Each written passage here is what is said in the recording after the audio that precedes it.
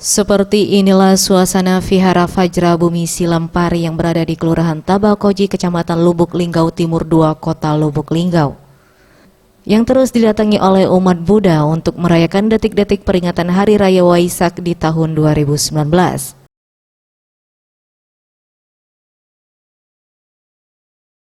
Sejak pukul 4 dini hari, usai prosesi persembahyangan dilanjutkan dengan ceramah agama oleh biksu yang berisikan pentingnya menjaga kerukunan dan menyelamatkan umat. Terlebih saat ini, kerukunan sangat diperlukan demi menjaga keutuhan bangsa.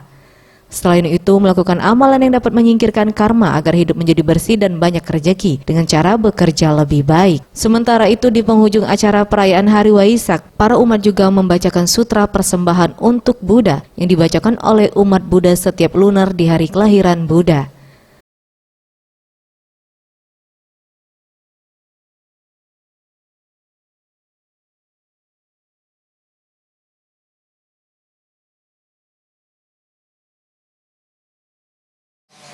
Bagaimana kita harus rukun, kita harus menjalankan, menyelamatkan umat.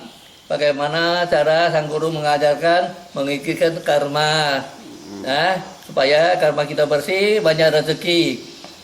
Nah, selanjutnya tiap hari harus kita bekerja, membacakan sutra, persembahan untuk Buddha. Tim Liputan Sriwijaya TV.